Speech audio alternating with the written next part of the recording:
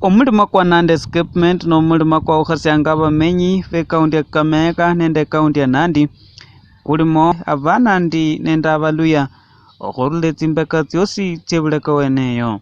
Naam, mpenzi mtazamaji, niko katika mlima wa Tilil, mlima wenye historia. Huu mlima uko na vitu nyingi, kuna resort hapa juu, kuna vitu nyingi, kuna yale mawe ya Wamasai wanaitwa Wamasai. Kuna vitu nyingi, ni mlima wa historia ambao kitambo ama awali wakati kulikuwa na vita walikuwa wakipigania hapa. Ni kama mpaka wa Kakamega na Uasin Gishu na Nandi, not Uasin Gishu, Nandi. Kwa hivyo tuko hapa kukueleza vitu ambavyo hufanyika katika eneo hili. Kaa ngangari, kaa tayari ujue mengi kuhusiana na mlima huu ambao ni watu wa kutoka eneo la Nandi, watu ambao wana historia yake. Ukiangalia kuna majina mengi ambayo yanahusika huko sehemu za Malava, sehemu za Kakamega, majina mengi yanatoka huku eneo la Nandi. Lugha yao nyingi imeaffect lugha ya Nandi. Kwa hivyo kaa ngangari tujue mengi kulingana na kutokana na huu mlima. Sasa hivi niko katika mlima huu, na mlima huu nimekuambia awali kwamba kuna resort ambayo imewekwa hapa juu. Watatuambia ni ya hoteli gani. Kuna maeneo ambayo hayalimwi eneo hili, watakuambia ni nini, mbona hawalimi, mbona maeneo haya yako hapa. Kaa ngangari tujulishwe maneno kuhusiana na mlima huu.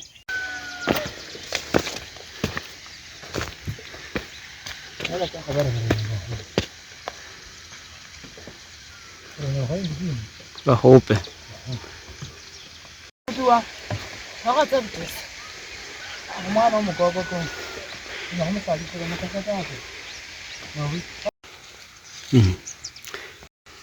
huyu ni mzee wa amani ambaye ameweka mlima huu kuchunga amani hapa, vile wameweka wazee wa amani huko chini. Sasa nilolote kitaka tokesee mbaya, yeye wanakutana na wazee wenzake na wanajadili hiyo msoso, wanaimaliza huo msoso unaisha bila hata kuhusisha viongozi wa serikali.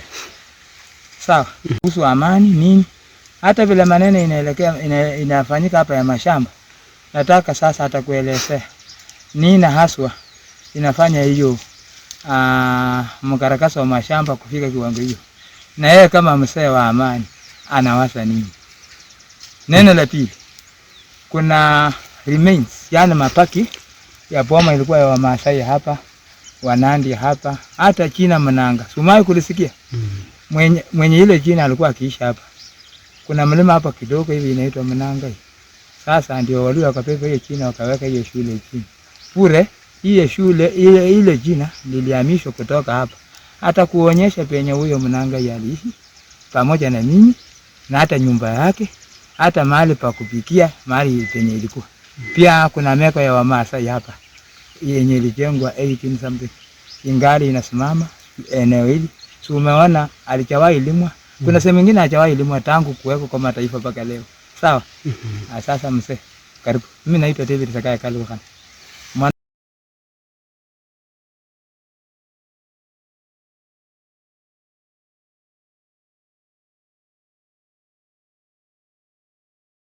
omulima kwa Nandi escapement n'omulima kwa Abamasai bamenyangaho khale nibachira khuwuya nende khurula buleka bwenobo. Ino abanandi nibawuyira khumulima kwenoko khale wene wakati weliya lyalinjiwo.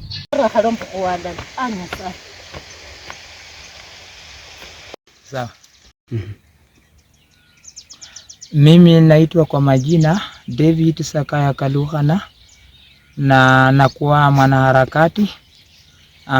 Pia nakuwa mimi ni mwanahistoria wa ulimwengu. Pia mimi ni chief advisor kwa upande wa historia, mila na desturi kwa Waluhya, eneo lote nzima la Waluhya. Sasa leo hii hapa hivi nimetembea kwa field nikifanya research ya historia, na mlima wenye tuka sahi na wenzangu ni mlima ambao unajulikana kama Kaptiron kulingana na lugha ya Kikalenjin. Huu mlima uliwahi kaliwa na Wamasai kabla wa Nandi hawachafurishwa kutoka Nandi Hills wakati wa vita yao na wakoloni. Ndio wakakucha huku, wakucha pikana na Wamasai kuanzia 1911. Alafu ndio wakafurishwa Wamasai kutoka eneo hili. Eneo hili limekuwa na kitu kama laana fulani ambapo mali watu wao wanakufa kwa mwaka ama zaidi, watu 4 5 hivi kifo ya ajali. Sasa tuko hapa na mzee wa amani atatuelezea ni kwa nini, ingawacha nina hiyo historia kidogo, lakini mzee mkaaji wa hapa mwenyeji wa hapa atatuelezea kwa nini. Eneo hili pia aliko na sehemu ya aliko na mapaki ya machengo ilikuwa ya Wamasai ambayo ilichengwa karibu karne 2 zilizopita. Sababu ya elimu hiyo maeneo ingali inakaa mpaka hata leo. Na tuko hapa pia tunaangazia wenyeji wa eneo hili wanafanyanga kazi yao fence, wanapanga ya mawe, na mimi ndio fundi wa hiyo upangaji wa mawe. Mtayaona kwa TV ya Western Nyota wakati ikifika. Asante. Naona wewe umeanza video. Unaona? Umulima kuno khubere nende abandu zaidi ye 1500 bamenye khwikulu khuno balinda history y'omulima kwenoko nibenose mbu sikenyikhane inono shetawe khumanya makhuba kano kosi ndamu khunina khumulima kuno khwinosanie amakhuba khulondekhana nende amakhuba kali kakhale kabandu bamenyanga khumulima kwenoko bakholanga.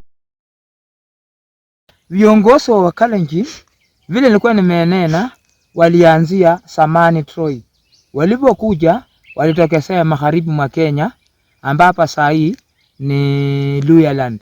Sasa walipoenda hivyo waliama wakaenda Nandi Hills.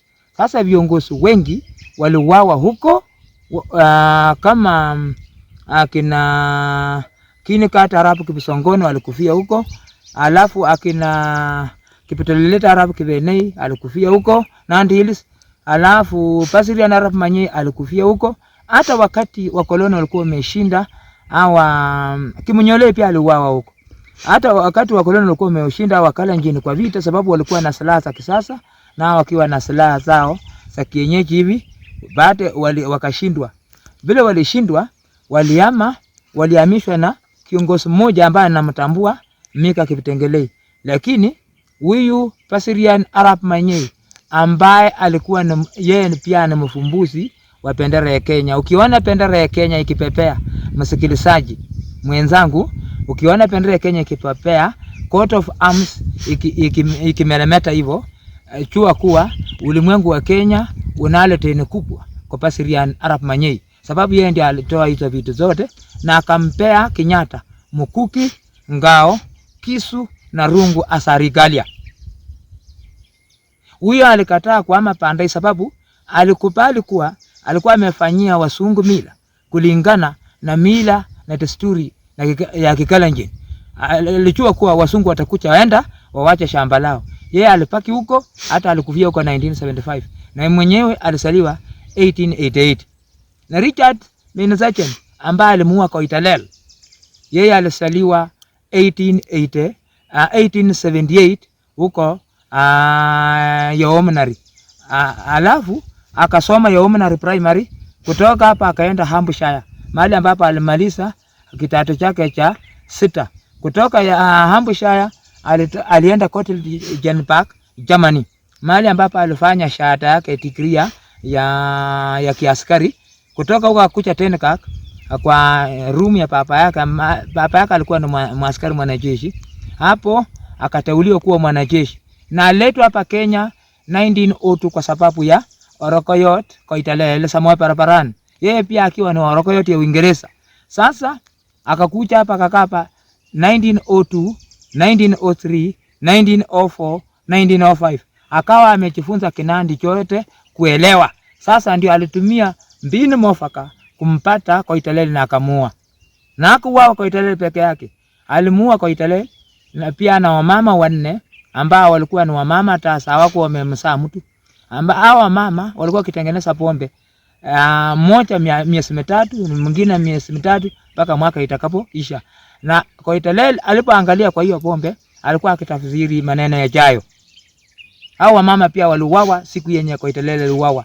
Pia wake personal assistant wake Koitalel ambaye alijulikana kama Kibiketer Arab Chemurungu aliuawa na ndugu zake Samoa wangapi 2. Baada ya hapo walishika Orokoik ya wakaliani jamii ya Orokoik ile inaitwa Kapsisiwa yani ya Sangalo. Waliuawa hawa viongozi ama mawatapiri wapatao 470 na kitu.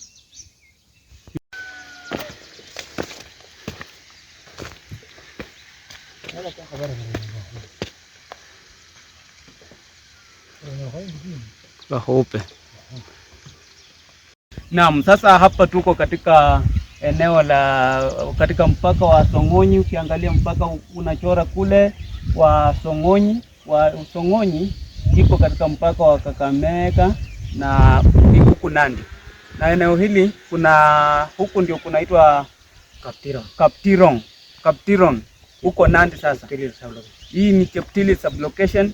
Ukiangalia sasa hawa wenye unaona huku kando ni wanunuzi kutoka eneo la Kakamega, wamenunua Nandi na wamenunua kwa mpaka kabisa. Ukiangalia na sehemu hili kuna sehemu ambazo umeonyeshwa, kuna milima ambayo imetajwa majina, lakini ni sehemu ambayo iko na siri ya kipekee, siri ya Kinandi. Sasa watu kutoka eneo la Nandi walikuwa wanafanyia vituko vyao hapa.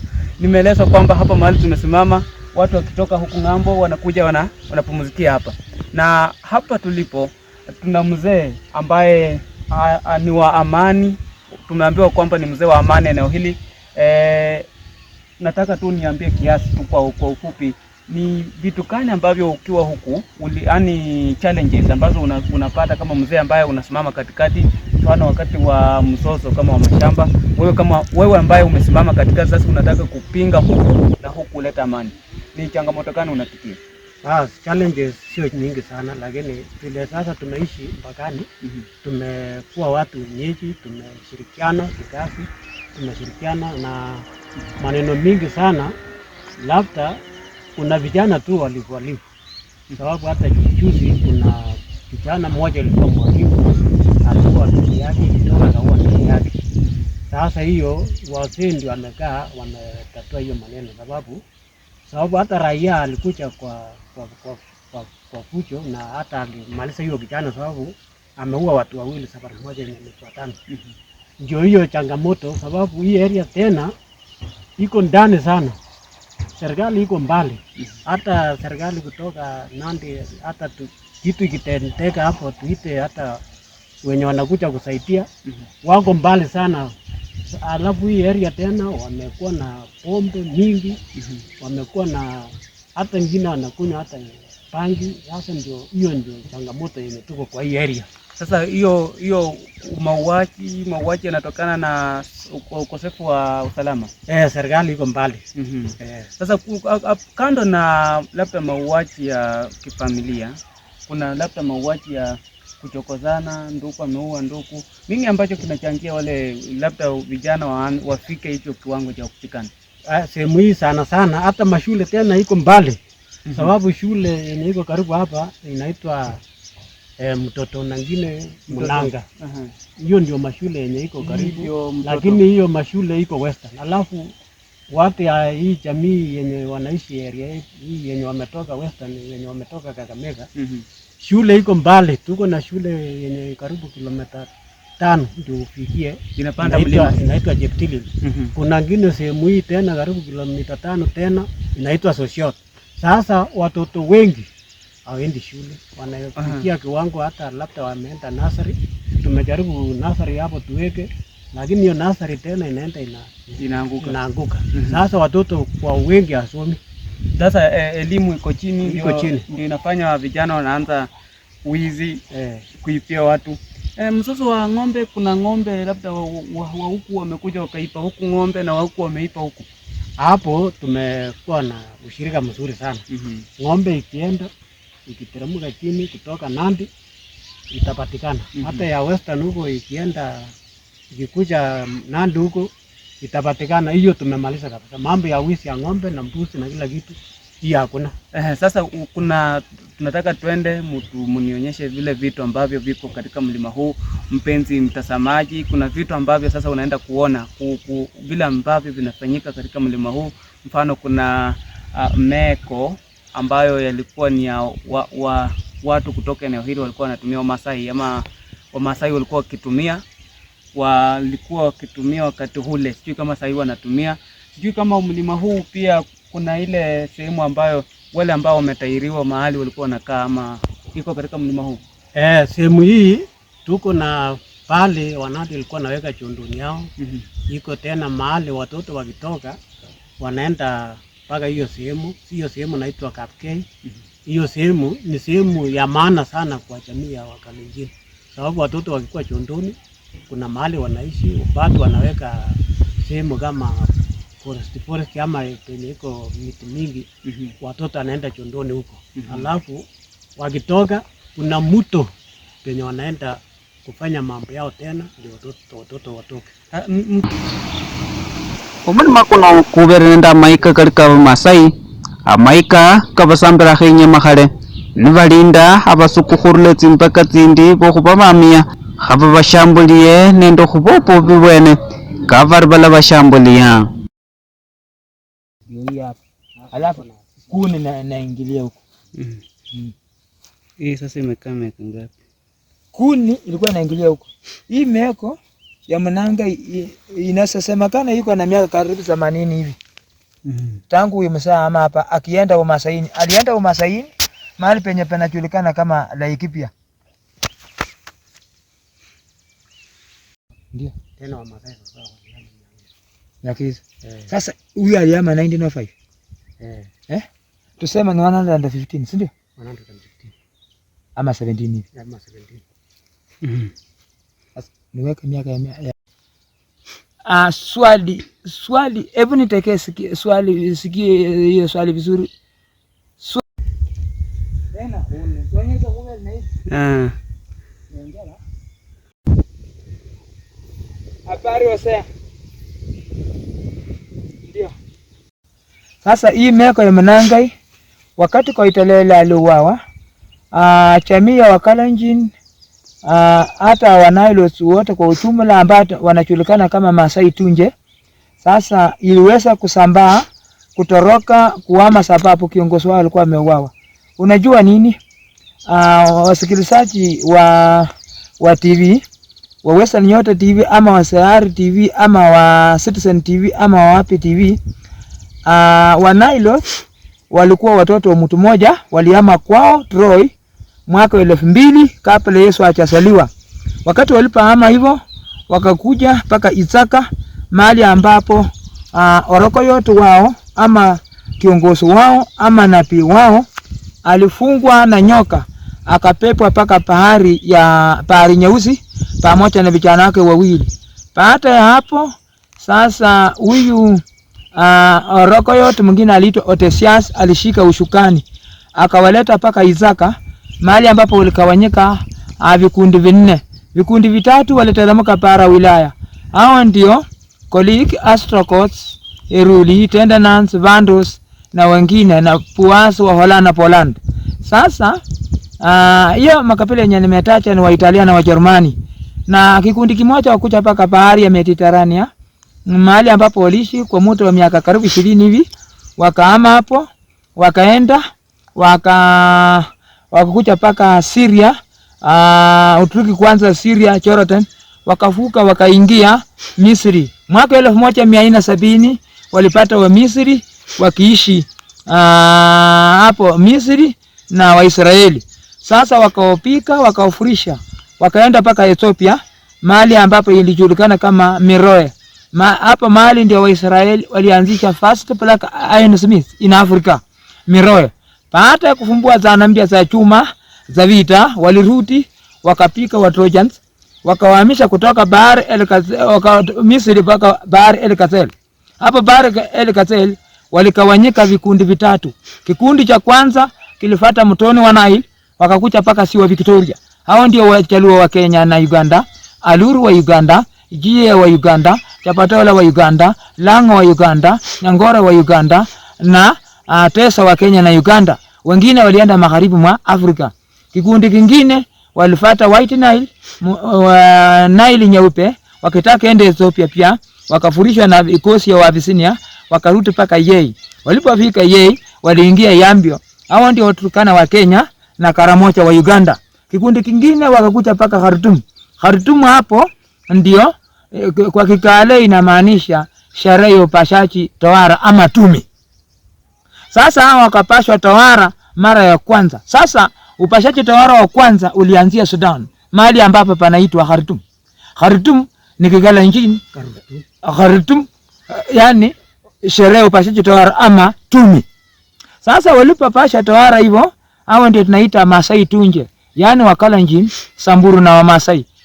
Walifuata hii mlima ya Elgon, wakakuja paka Uganda, kilomita kama 40 hivi, bata 40 hivi. Wakakuja ingilia magharibi mwa Kenya, wakatua mpaka haikuwa katika eneo kanda lote nzima la Afrika ati hii ni nchi fulani. Ilikuwa ingali shamba moja.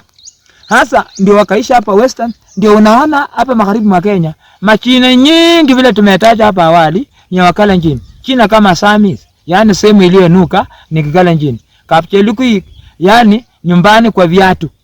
Wale nyoka wale mesanga wanyama ama watu samani tunaita Eshiruku. Kamukoi yani kwa mawe tunaita Emukai. Kamaraba vile tumetaja sitarudia sasa hiyo. Alafu Kamukuywa yani mali ilikuweko miti mkuyu mingi. Alafu Kabuchai ilikuweko miti nyingi yenye tunaita kwa Kiluya emibumbu. Alafu Kabsaka ni miti yenye ilikuweko mingi tunaita emuboya ramboko kwa Kiluya ama Kikaparasi. Alafu ukikuta kama Kakamega yani nyumbani wamekufa kukwisha tunaita Kakamega. Kisumet mali wa kale walikuwa wanaenda kutoa chakula. Sasa mali pa kutoa chakula tunaitanga Kisumu. Alafu Kamibili mali ambapo watu walisanyana kupikana tunaita Ekambili. Alafu Kabasari mali ambapo mbuzi walipanda mlima ukiwacha ndogo inapatikana saa zingine asubuhi tunaita Ekubasari. Alafu Kiberesi inamaanisha boundary. Baada ya vita ya Wakale na wa Luhya 1821 Wakale waliama wakaweka hapo post wakisema yani hii ndio mpaka kwa Kikale wanaita Kiberesi yani mpaka boundary tunaitange Kiberi. Kimoloni yani kwa hii miti tunaita matunda mengine ya kienyeji tunaita amahomoli ama makomosi kwa Kikalenjin, makomosi kwa Kikalenjin tunaita echumoroni. Kimukei pia ni jina la Wakalenjin. Alafu na makara makorio yani mtu tajiri tunaita na makara hivyo hivyo Kapchebwai. Alafu na huko Kap Kimetei tunaita Ematete pia ni jina la Wakalenjin. Vile mwenzangu ameniswali kuhusu historia ya Koitalel. Koitalel aliishi Nandi Hills. Waliama hapa wa 1821 wakaenda paka Nandi Hills huko. Alafu wakaishi huko kuanzia 1821 waliishi mpaka 1890 wiki Munyolei alipotapiri kuhusu kuja kwa wakoloni. Alafu sasa Wakale akasirika akaua. Na wakati huo the Nandi Empire, wacha niongee kimombo kidogo.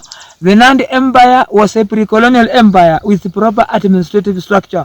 Sababu ilikuwa na vitengo viwili vya jeshi. Kitengo ya jini iliitwa Siridiat. Hiyo iliongozwa na nabii mdogo ama komanda mdogo ambaye aliitwa Maotiot. Na ilikuwa ni kama section kwa ama platoon kwa jeshi la kisasa katika eneo la kisasa katika serikali ya kisasa. Na kikosi kingine iliitwa Pororiet. This was just but a territorial military unit. Iliongozwa na Orokoyot mwenyewe. It was like a company in the command of today. Ilikuwa kama jeshi ama company kwa serikali ya kisasa. Na iliongozwa na Orokoyot mwenyewe. Huyu Orokoyot hakuwa komanda peke yake, hakuwa kiongozi peke yake, bali alikuwa pia nabii ambaye alitabiri maneno yajayo. Ukiona saa zingine kwa Nandi ceremony ama Kalenjin ceremony wanatupa mkuki hivi na kushika hivi. Sasa Orokoyot akitupa hivi na kurutisha, alikuwa akisikia kelele ya silaha ya maadui ndani ya hiyo mkuki wake ambayo ilijulikana kama ngotet kwa lugha yao, ama hiyo panga yao ama rungu. Anasikia silaha ya kelele ya silaha ya maadui, anawaambia kuna maadui huku. Akitupa huku hivi, aona kumetulia, anasema tuendee hapa juu kuna maadui huku. Hiyo ndio ilikuwa kasi yake Orokoyot. Sasa na huyu Koitalel Samoe Paraparan Arab Turkat alikuwa first Kipsigis Orokoyot, na aliongoza Wakalenjin kupigana na wakoloni kwa muda wa miaka 6 kuanzia 1899 mpaka 1905 tarehe 17 19 siku ya Jumatano saa 2 ya asubuhi mwaka 1905. Sasa wakati huo ndiposa Koitalel alipigwa risasi 4 kwa kichwa na Richard Meinasachen, a British commander. Ndiposa akatumuka kuanguka nje kwa umanda na akafa. Hapa ndio basi ya shairi ambayo limeunganishwa kuhusu Koitalel. Ilikuwa ni asubuhi baada ya kupambasuka, wa huku aona kule kisa imeshatoweka. Baada ya kulia kuku na umande umeshafika, alipoipata siku Samoe kutukuka. Na kwari alipolia, Waingereza wameshafika. Mchini wameingia na wao wamesungukwa. Kutoka wananjia moja iliyofunguka. Samoe alikawia mapikano kuyashika, kwa sima na kwa mikuki na ngao walizoshika. Kama simba kwa hamaki, Wanandi waliporuka ama Wakalenjin waliporuka. Waingereza wakailiki wasipate pa kutoka. Kuishia kitendo hiki Samoe akaanguka. Ya zamani yako mile yamepaki kukumbuka, ni mapito yapitile zamani yametokea. Natokea siku ile samani tokea siku ile Samoe anatachika katika watu wa kale ambao ni watukuka. Maisha hatuhesabu kwa karane na miaka ya machipu ya matendo, sekunda au dakika yanaacha achapu kwa watu kuikumbuka. Ndio maisha thawabu yanayohesabika. Asante. Sasa hii ndio China Mnanga, mahali ilitoka ni hapa. Nyumba yake Mnanga ilikuwa area hii, vile unaona ua yake ya nyumba ilikuwa huko hivi, lakini nyumba yenyewe ilikuwa hapa. Hapa ilikuwa ni mahali pa kupikia. Sasa hapa hii ni meko yake Mzee Mnanga, yenye pipi wa kwake alipikia chakula ambacho jamii yake Mnanga ilipata kukula na kuendeleza maisha. Sasa huyu Mzee Mnanga bila alisha hapa, hii mlima pia yenye unaona kaskazini kwetu iliitwa paka saa hii pati inaitwa Mnanga, mlima ya Mnanga. Sasa kwa Kikalenjin wanaita Mnanga, sababu na sisi kwetu tunaita eshukulisha Mnanga, yani kwa Kiswahili mlima wa Mnanga. Sasa hii meko ingali inakaa hapa, sababu ukiona hii area hajawahi limwa tangu imesema hapa, ndio unaona inakaa hivi mpaka hata mapaki ya meko yake ingali hapa. Hivi tutoe hii takataka. Alafu ndio hii.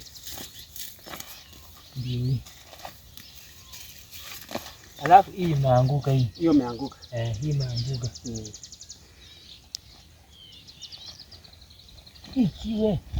Nataka kusema iko na nguvu kuliko mimi. Sasa ilikuwa inasimamishwa aje? Ilikuwa naona walikuwa wanafanyaje? Hii watu ilikuwa imesimamishwa watu wa maji ya nyama. Hasa vile moto iko, hii ndio walikuwa wanaweka hivi. Na kuni hapa. Kuna miti yenye wanatunga chini. Alafu wanaweka hivi. Alafu wanaweka wanatunga huko.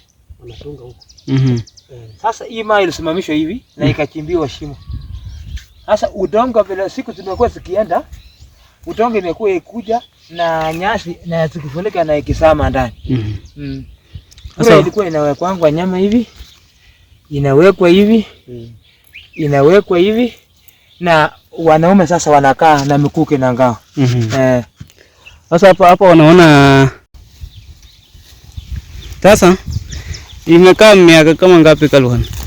Hii mawe ni meko ambayo imekaa kwa muda wa karne 2 ama tuseme miongo 20, sababu Wamasai waliishi eneo hili mwaka ya 1800 na kitu. Kama Wakalenjin watu wanaishi sehemu ya Western Kenya, hata China kama Uasin Gishu ni China la Kimasai, Elmaroroi ni Kimasai, Kurbung ni Kimasai, Rwandet ni Kimasai, Edore ni Kimasai, yani mtoni yenye mawe kubwa kubwa ndio tunaita sai Eldoret. Sasa wakati wa Nandi walipofurishwa kutoka Nandi Hills, walikuja paka Kabiet 1911 wakiongozwa na Mika Kiptengelei. Sasa walipokutana na Wamasai kiishi eneo hili, walipikana na Wamasai, wakawashinda Wamasai, wakafanyana mila mahali fulani ambapo Wanandi wanajua. Hata hapo ukipanda hii mlima ya Kaptilo na unaenda hapo juu, kuna mlima mwingine unaitwa Msongot. Yaani mahali ambapo Msongot inamaanisha kwa Kikalenjin mahali ambapo watu walipikania maiti ikauawa kwa mkuki mpaka ikapaki mkuki peke yake, yani muswa chemuswa ni maiti na ngotet ni mkuki, yani maiti ambayo iliuawa kwa mkuki Msongot. Na Kapkoros ni mahali ambapo Wanandi walifanyia sasa mila tambiko ya amani, sasa wakaita Kapkoros, sababu Wanandi vile Waluhya walikuwa wakitumia kuomba Mungu kupitia hii mti ya maziwa ambayo tunaita kwa Kiluhya omuteto na kwa Kiingereza tunaita fig tree. Sasa Wanandi nao walitumia miti ingine inaitwa kreshot, yani kreshot, yani kwa Kikwetu tunaita omutua. Kreshot ni mti wa zama za kale sana ulimwenguni kushinda miti ingine yote. Historia yake inasemekana kuwa yuko na miaka milioni 15. Hiyo ndio ilikuwa mmea wa kwanza kuonekana duniani. Kabla hii miti ingine ama mmea ingine hajawahi onekana. Sasa walipoendelea kupikana na Wamasai hivyo, kuna mahali walifika wakapata tumi ya Wamasai, wakapata hapo Wamasai initiates, yani tarusia kwa Kalenjin. Walikuweko vijana ambao walikuwa wamepasha tawara na wangali ndani ya tumi, Wakalenjin wakawaua hawa vijana 14 na kuchoma hiyo tumi yao. Hasa Wamasai walifanya hapa mila yao na kwenda. Hiyo hali ama hiyo laana imeaffect hata Waluhya wenye wamenunua kushamba, wanapata kifo ya ajali kama vile vijana aliwana hapa. Hiyo yote inafanyika kwa area ya Soimining. Sasa tangu siku hiyo mpaka sasa watu wamekufa hapa wamefikia sasa karibu wanaelekea 400 na kitu, na yote ikiwa ni Soimining. Wamasai walipoenda waliwacha mieko yao na vitu yao ya mila eneo hili, ndio hii party inaonekana, sababu wakale vile walikuja na wao pia wakawa ni wafugaji. Wamekuwa tu wakulima chuzi pura. Hapa awali walikuwa ni wafugaji. Tangu wakale waanza kulima mashamba hata haijaisha miaka 58 hivi. Wacha tuseme ni miaka 52 53 waanza kulima mashamba, ndio unaona mashamba yao ingali na rotuba sababu hajawahi limwa. Ndio unaona hata hii mapaki ya vitu ya Wamasai, ya mila ya Wamasai, hata ya Wanandi ama Wakale wenyewe ingali yuko inasimama, sababu ni hawalimi kila mahali. Na pia wangali na mashamba. Asante sana. Kwa majina ni Joseph Kipsanga Kotei, mwenyeji wa hapa Kaptiron, Cheptilis wa sublocation. Tumeishi hii nchi tangu wase Nyangi wakakuja Jumo, wakakuja Sawe, paka saa hii tuko Kipkoimet. Ndio tunaishi hii area. Ni area yenye wameishi tangu zamani. hii area zamani walikuwa kuna watu waliishi area hii zamani, watu wa Masai, hata kuna penye walikuwa wanachomea nyama wenye wamepanga mawe, tena kuna wenye walikuwa wanaishi manyumba yao. Hiyo wa Masai ni waita Wasingishu. Tena tulisikia Wakalenjin ama Nandi ilikuwa wanatoka Western, sehemu kama Sangalo huko. Jina hiyo, jina Sangalo ni ya Kalenjin, jina Kakamega. Kuna Malaba, Malaba hii ni Maraba, sio Malaba, Maraba. Jina ya Wanandi. Kuna Chebwai, Chebwai ni jina ya Wanandi. Kuna Kakoi, Kapkoi, sio Kakoi, Kapkoi. Jina ya Wanandi. Kuna Chimoroni, kuna majina nyingi, hata mtoni kubwa yenye natoka Nandi mpaka iende mashini ya Butali inaitwa Chebaiwa, ni jina ya Wakalenjin. Sasa tumeishi muda mrefu sana. Kuna milima hapo anaitwa Kamunangai. Hii milima Munangai wasee yenye ilikuwa natoka nje ya Wasungu Wasingishu huko yenye walienda kuchunga ng'ombe huko. Kuna siku Wasungu walisema sasa imetosha, nyinyi muame njieni. Sasa ilikuwa wanateremkia hii milima Kamunangai, wanakuja pika kambi hapo. Sasa sio juu hapo juu, ilikuwa hapo chini Munanga. Sasa wanaita Munanga, lakini china kamili ilikuwa hapo juu Kamunanga. Sasa ndio penye tunaishi hapa Kaptiro, hiyo china iko hapo. Sasa hiyo ndio historia ya hii area hii. Na hii area sasa tumeishi. Sasa mimi ni mzee wa amani hii area. Hii area kuna mara vituko sababu ni area ya mpaka. Kuna Waluhya chini, kuna Wanandi juu. Ndio wamechagua mimi ndio nisimamie hii area kwa ajili ya amani. Ndio tunachunga amani hii area hii. Sasa hii area kuna mzozo ya mpaka, kuna mzozo ya sababu watu ni wageni kutoka mbalimbali. Kwa jamii ya Waluhya kuna watu kabila nyingi yenye wamekuja ishi hapa. Sio Waluhya Kabras peke yake, kuna Waluhya kutoka Punyala, kutoka wapi ndio tumekuja ishi hapa. Sasa hii area imekuwa mchanganyiko ya watu tofauti. Sasa ndio tunaishi hapa tukichunga amani ya hii area. Sasa mwenye tena anajua historia ni ndugu yangu Tauti Kaloga na yenye ameleta huyu reporter, ndio tueleze mambo ya hii area yetu hii. Sasa hii sio amekuja kuishi kihalali, sababu mtu anakujaje kutoka kabila ngine mpaka huko juu anyakue shamba sio yenye hajanunua. Mashamba yote imenunuliwa. Mashamba wao wanapewa stakabadhi. Sasa hao ni maelewano na mwenye ameuza na mwenye amenunua, sababu iko agreement. Kama hata hajapatia title deed, iko agreement yenye wameandika. Unaona mambo naitwa kwa hivi ndio. Hata Malaba kuungana na Wamasai hata kimti. Paka hata Kimoroni mtu.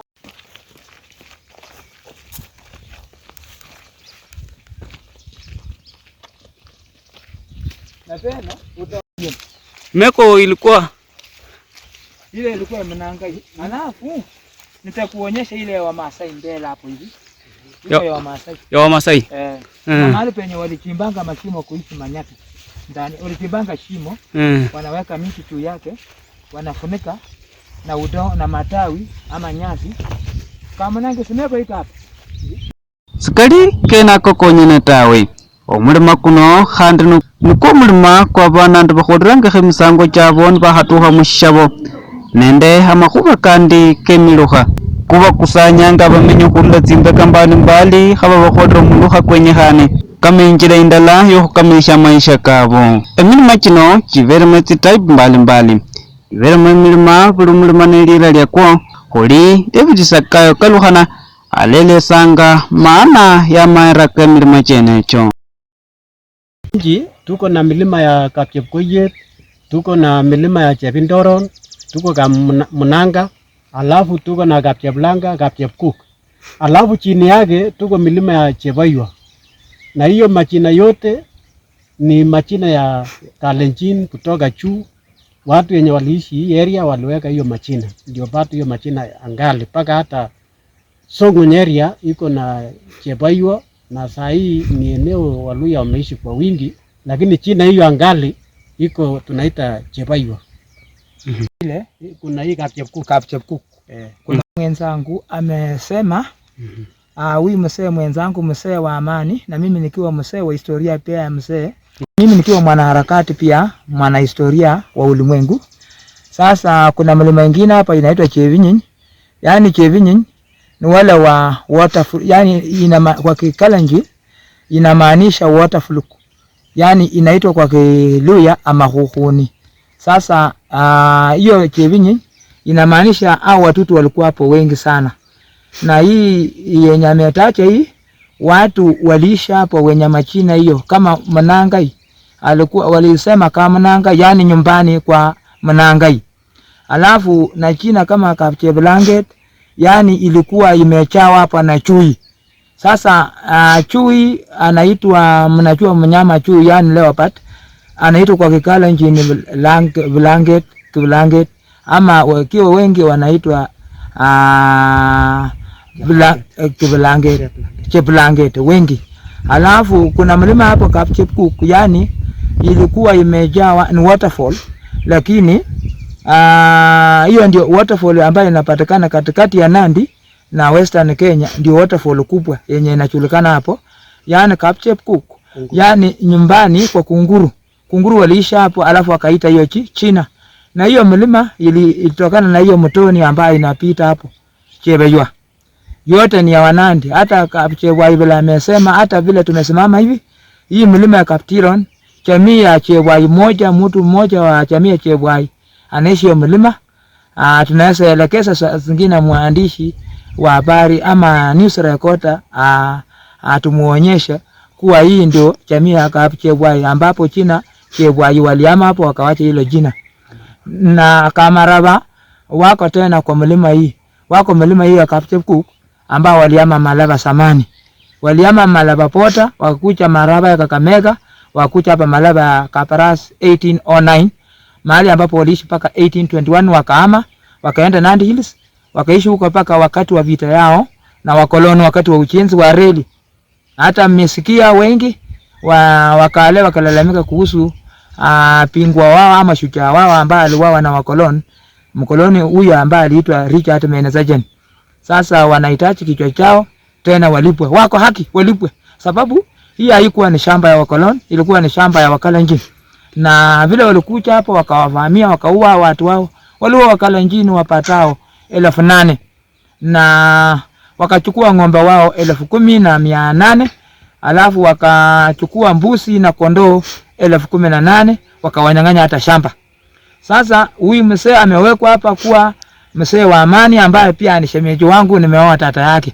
Kwa mabibi wangu wale ambao wao mnaona kwa ulimwengu, tata yake ako kuhesabu pia. Na ningalipenda niulizie mwenzangu mzee wa amani kuwa kuna Waluhya hapa amekusia kuhusu mzozo. Hao Waluhya wanakuja kuishi hiyo mashamba kiaje? Wananunua ama wanaishi kiaje? Alikuwa Mnandi ama Masai? Alikuwa Masai. Sasa huyo ndio Mnangai. Ndio akawekewa hiyo jina meko ya Mnangai. Ilikuwa pengine wamepomoa. Halafu wacha tuone hapa ingine tusipopata, nimejua penye hiki hapa ngambo hii. Sasa hapo ulikuwa unapikia nini? Sababu ya nini? Baridi. Ya baridi ndio. Hapa baridi ilikuwa? Hapa ngambo kuna mali walichimbia mashima kama hapa ngambo. Kuna mashima haya yenye waliishi ngali mpaka leo. Kitu kidogo hivi. Napata hiyo mawe 3. Inakuanga nipitie semeji mlima kuja angalia mbuzi kujitembea na wewe kidogo. Sababu ya watui. Naona hapo tena ni pondeni tena. Kama watui inakushia sehemu kama Malaba huko wanaonea mbali. Wanaonea mbali ndio. Sehemu sawebuye pande hii wanaonea mbali. Kama unatokea pande hii wanaonea hapo. Ndio. Sasa hapa nilikuwa senda. Mahali pa kuangalia adui. Adui. Wakikula nyama polepole. Ndio. Umulima kuno ezinyama mbalimbali tyamenyamo khuli inzukha ingali, efitui nende zinyama zindi. Inyala khuruka nomba khupurukha distance ye tsimita 100 okhurula ebuleka indala paka buleka bundi. Enzukha imbikiti eikhomefu, enzukha ingali nende tsinzukha tsaina tsindi. Endala nende fitu khurula tsimbeka tsinyishi azina tsinyishi, tsinyama tsindi kama tsishisi. Hili kuna manyoka ile hata ya samani viatu. Nyoka wakubwa ambao wanamesa hata umbwa. Na nyoka ukipepa hivi ni kilo. Hata mtu mmoja hawezi ukapepa. Lakini nimeua hapa nyoka zaidi ya 2,000. Nimekuwa nikifanya hapa kazi ya upangaji wa mawe yenye utaona. Mtaona wasikilizaji, mtaona na kuyaona historia yake. Sasa nakutana na manyoka. Iko ingine inaitwa kwa Zakayo nchini Chuse. Na sisi tunaita ishirikoma ama imbirikoma. Nyoka kubwa anakuwa na mfupi futi 3 hivi na nusu, lakini kucha juu hivi ni nyoka mlima anachaa futi 3 tena. Na hako ana pembe kwa kichwa kama ya mbuzi. Alafu na kuna wengine wale weusi anapeleka mamba. Sasa wale weusi ndio nimeua kwa wingi sana. Nikifanya kazi yangu hapa. Asante sana Mzee Tauti Kalukana. Hii area kweli ni area ilikuwa forest. Hata kuna miti nimeweka, nataka tena nirudishe forest hapa. Tuko na makindu. Makindu hiyo ndio tiret, ndio china ya Kaptiron. Ndio tunaona makindu. Hii area iko na makindu. Huyo wa TV wataonyesha nyinyi makindu. Hii area ndio area ilikuwa forest, ndio angali bado hiyo na manyoka. Sababu ilikuwa area hiyo kwa forest. Sasa ni haya. Abamenyi bokhumulima kuno bakholanga shina. Kwandamane nende Tauti Kalukana okhumanya efindu fibakholanga khumulima kuno. Nokhunyola etsikasi tsemikhono tsibakholanga kama khupanga amachina. Kalombe efensi yokhulinda efyayo nende efyakhulya fibarachile.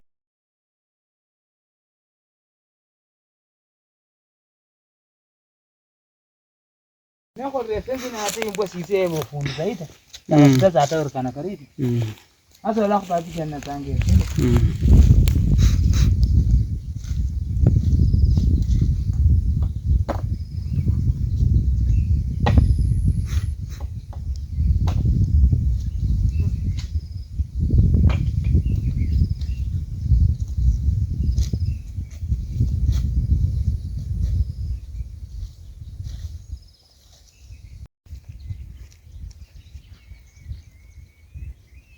Nina ho. Ambo.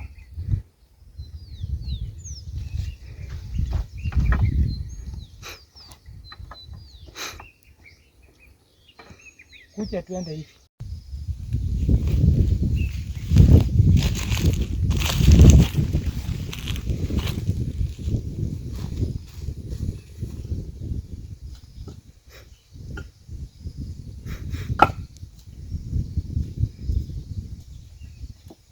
Shemeji, habari ya wewe?